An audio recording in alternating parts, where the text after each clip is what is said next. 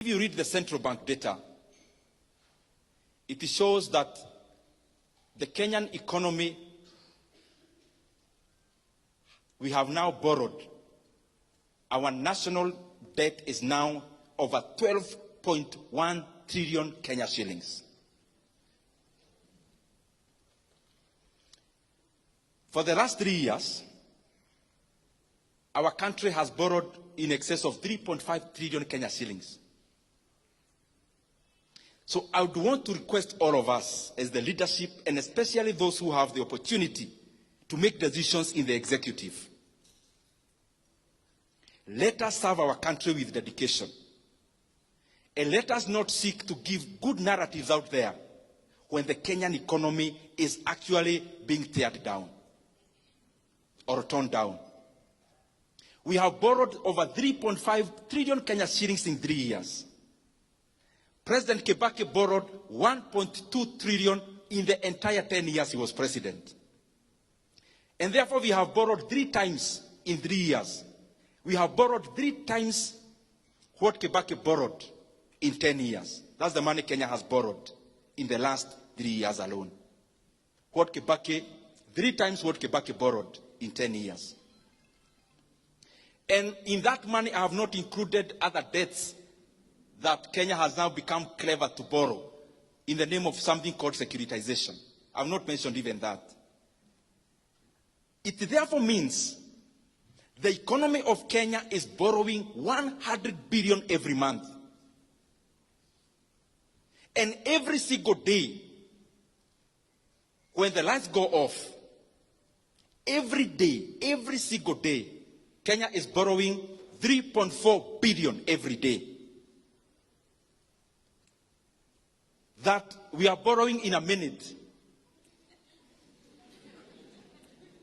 You can do the calculations and see. In an hour, maybe we are borrowing around 137 every 1 hour. I'm saying this because we are now headed to the elections. And what governments do, they focus more on re-election, and we forget that we have a country to lead after the elections. And what that means is that every time we are nearing elections, we start having something called fiscal expansion. Because maybe there is nothing much to be seen for the past year, then in basically 1 year, we want everything to be seen.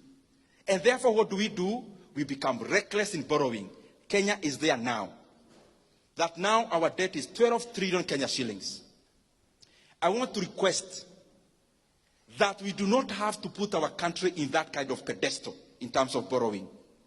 Kenya has always had development for the many years, but we never had to borrow that much.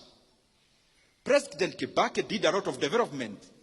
He borrowed only 1.2 trillion for 10 years. Where is the 1.2 trillion we are borrowing every year going? To make the matter worse, everything you see with your eyes happening in Kenya now, in terms of development, what you can see, for example, the expansion of this Keno-Marwa Road, is not even part of the 12 trillion borrowed. Is another loan on the side called Fuel Levy securitization. Everything else you see in Kenya in terms of development, like even the Talanta Stadium, is also not part of the 12 trillion debt.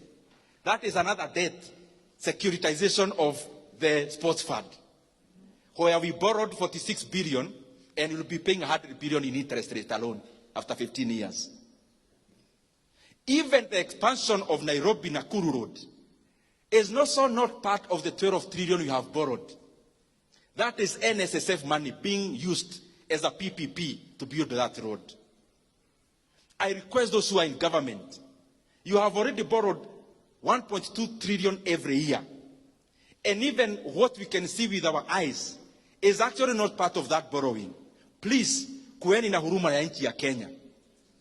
Even as we preside over the affairs of our country, let us be, tujue kwa akili zetu ya kwamba there is Kenya after elections.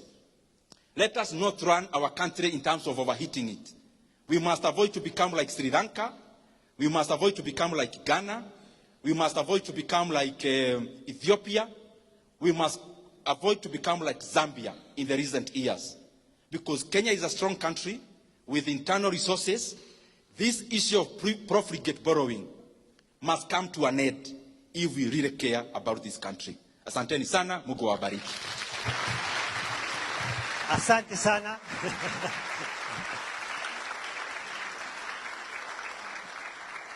I'll kindly request Bwana Mheshimiwa to come back. Ndindi Nyoro, come back on stage here. I would like to present you something.